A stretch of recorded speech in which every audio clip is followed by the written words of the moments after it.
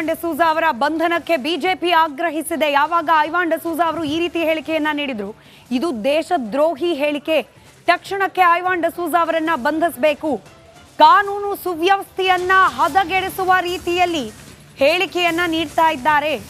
ಹೀಗಾಗಿ ಐವಾನ್ ಡಿಸೂಜಾ ಅವರನ್ನ ಬಂಧಿಸಿ ಅಂತ ಹೇಳಿ ಬಿಜೆಪಿ ನಾಯಕ ಸಿಟಿ ರವಿ ಆಕ್ರೋಶ ವ್ಯಕ್ತಪಡಿಸಿದ್ದಾರೆ. ಕೂಡಲೇ ಐವಾನ್ ಡಿಸೂಜಾರನ್ನ ಬಂಧಿಸಬೇಕು ಅಂತ ಹೇಳಿ ಬೆಂಗಳೂರಿನಲ್ಲಿ ಎಂಎಲ್ಸಿ ಸಿಟಿ ರವಿ ಆಗ್ರಹಿಸಿದ್ದಾರೆ.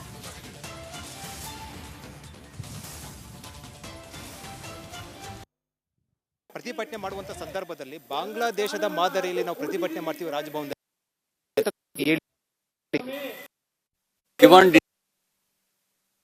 ಬಂಧಿಸಬೇಕು ಅಂತ ನಾನು ಆಗ್ರಹಿಸ್ತೇನೆ. ಬಾಂಗ್ಲಾದೇಶದ ಮಾದರಿ ಅಂದರೆ ಏನರ್ಥ ಅಂದರೆ ಅರಾಜಕತೆ ಸೃಷ್ಟಿ ಮಾಡ್ತಾರ. ಪ್ರಜಾಪ್ರಭುತ್ವ ವಿರೋಧಿಯಾಗಿರ್ತಕ್ಕಂಥ ಕಾಂಗ್ರೆಸ್ ನಡವಳಿಕೆ ಅದು. ತಕ್ಷಣ ಕ್ರಮ ಆಗಬೇಕು ಅಂತ ಆಗ್ರಹಿಸ್ತೇನೆ. ನೋಡಿ, ಘನತೆವೆತ್ತ ರಾಜ್ಯಪಾಲರು ನಿಷ್ಪಕ್ಷಪಾತವಾದ ನ್ಯಾಯಯುತ ತನಿಖೆ ಆಗಲಿ ಅಂತ ಅನುಮತಿ ಕೊಟ್ಟಿದ್ದಾರೆ. ತನಿಖೆನೇ ಬೇಡ ಅಂತ ಹೇಳೋದು ಅದು ಅಸಂವಿಧಾನಿಕ. ತನಿಖೆನೇ ಬೇಡ ಅನ್ನೋದು ಪ್ರಜಾಪ್ರಭುತ್ವ ವಿರೋಧಿ. ತನಿಖೆನೇ ಬೇಡ ಅನ್ನೋದು ನಾನು ಕಾನೂನಿಗೆ ಮೀರಿದವನು ಅಂತಕ್ಕಂಥ ದುರಹಂಕಾರದ ಭಾವನೆ. ಪ್ರತಿಭಟನೆ ಮಾಡುವಂತ ಸಂದರ್ಭದಲ್ಲಿ ಬಾಂಗ್ಲಾದೇಶದ ಮಾದರಿ ರಾಜ್ಯದ ಜನರ ಹತ್ತಾರು ಸಮಸ್ಯೆಗಳನ್ನ ಇವತ್ತು ರಾಜ್ಯದ ಪ್ರಮುಖ ಮೂರೂ ಪಕ್ಷಗಳು ಕೂಡ ಧಿಕ್ಕರಿಸಿವೆ. ತಮ್ಮ ತಮ್ಮ ಸ್ವಾರ್ಥ ರಾಜಕಾರಣದ ಪ್ರದರ್ಶನ ಕೇಳಿದಿವೆ ಮೂರೂ ರಾಜಕೀಯ ಪಕ್ಷಗಳು. ಒಂದ್ ಕಡೆ ಕಾಂಗ್ರೆಸ್ ರಾಜ್ಯಪಾಲರು ಮುಖ್ಯಮಂತ್ರಿಗಳ ವಿರುದ್ಧ ತನಿಖೆಗೆ ನೀಡಿದ ಆದೇಶವನ್ನ ಖಂಡಿಸಿ ಪ್ರತಿಭಟನೆಯನ್ನ ಮಾಡ್ತಾ ಇದ್ರೆ, ಸಿದ್ದರಾಮಯ್ಯನವರ ರಾಜೀನಾಮೆಯನ್ನ ಆಗ್ರಹಿಸಿ ಬಿಜೆಪಿ ಹಾಗೆ ಜೆಡಿಎಸ್ ಪ್ರತಿಭಟನೆ. ಹಾಸನದಲ್ಲೂ ಪ್ರತಿಭಟನೆಯಂತೆ ಕಚೇರಿ ಡಿಸಿ ಕಚೇರಿ ಒಳಗೆ ನುಗ್ಗಿ ಅರಬೆತ್ತಲೆ ಪ್ರತಿಭಟನೆಯನ್ನು ನಡೆಸಿದ್ದಾರೆ ಪೊಲೀಸರು ಹಾಗೆ ಕಾರ್ಯಕರ್ತರ ನಡುವೆ. ಈ ಸಂದರ್ಭದಲ್ಲಿ ಜಟಾಪಟಿ ನಡೆದಿದೆ. ದೃಶ್ಯದಲ್ಲಿ ನೀವು ಗಮನಿಸ್ತಾ ಇದ್ದೀರಿ.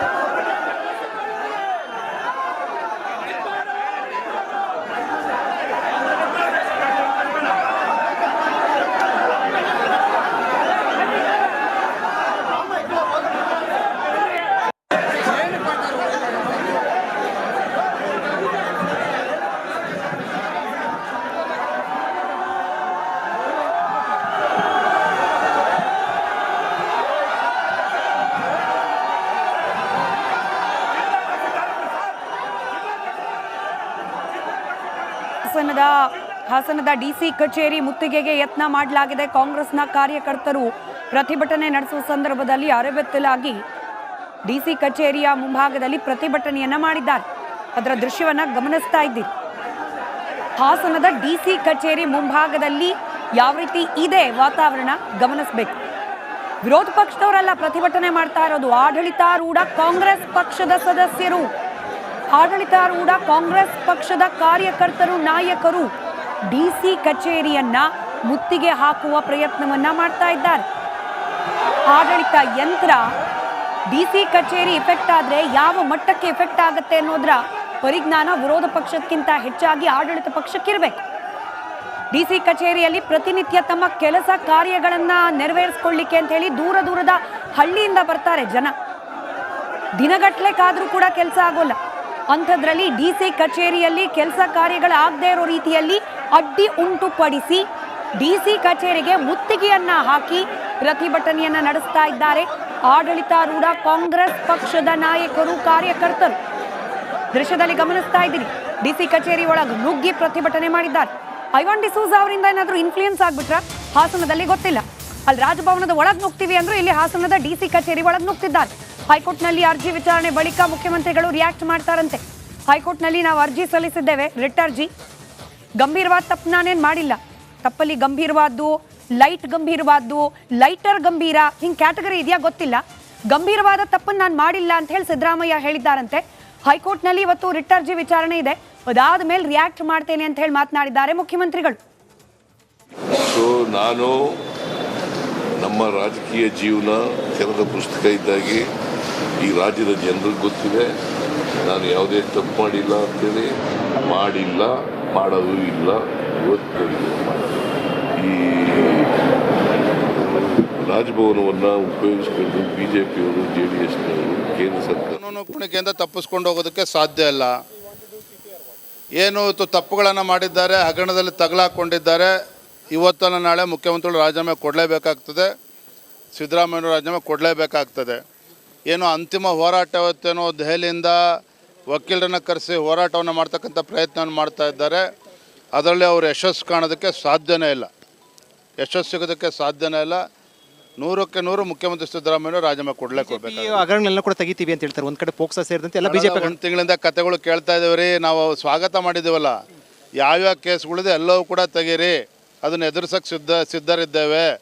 ಆದರೆ ಸಿದ್ದರಾಮಯ್ಯನವರೇ ಫಸ್ಟ್ ತಾವು ಮುಖ್ಯಮಂತ್ರಿ ಸ್ಥಾನ ರಾಜೀನಾಮೆ ಕೊಡೋದಕ್ಕೆ ಸಿದ್ಧರಾಗಿ, ಇದು ನಮ್ಮ ಆಗ್ರಹ. ಹೈಕಮಾಂಡ್ ಮತ್ತೆ DK ಶಿವಕುಮಾರ್ ಬಂಡೇ ರೀತಿ ನಿಂತಿದ್ದೀವಿ ಇಡೀ ಶಾಸಕರು ಅಂತ ಅನ್ಸುತ್ತಾ ರೀತಿ ನಿಂತಿದ್ದಾರೆ ಅವ್ರ ಜೊತೆ ಅಂತ? ಯಾರಿಗೂ ಹೇಳಕ್ ಹೋಗಬೇಡಿ, DK ಶಿವಕುಮಾರ್ ಮಾತನ್ನು ನಂಬೇಡಿ ಅಂತೇಳಿ ಸಿದ್ದರಾಮಯ್ಯನವ್ರಿಗೆ ಹೇಳಿ.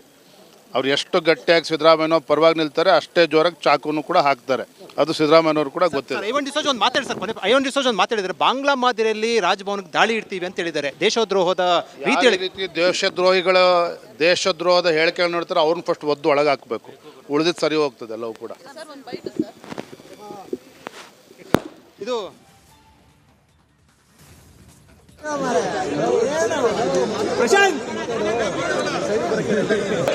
14 ಸೈಟ್ಗಳನ್ನು ಅಕ್ರಮವಾಗಿ ಪಡೆದುಕೊಂಡಿರ್ತಕ್ಕಂಥ ಮತ್ತೊಂದು ಕಡೆಯಲ್ಲಿ ಬಿಜೆಪಿ ಪ್ರತಿಭಟನೆಯನ್ನ ನಡೆಸ್ತಾ ಇರುವ ಸಂದರ್ಭದ ದೃಶ್ಯವನ್ನ ಗಮನಿಸ್ತಾ ಇದ್ದೀರಿ. ಬಿಜೆಪಿ ರಾಜ್ಯಾಧ್ಯಕ್ಷ ವಿಜಯೇಂದ್ರ ಅವರ ಪ್ರತಿಕ್ರಿಯೆ, ಐವಾನ್ ಡಿಸೂಜಾ ಅವರ ಮಾತಿಗೂ ಕೂಡ ರಿಯಾಕ್ಟ್ ಮಾಡಿದ್ದಾರೆ.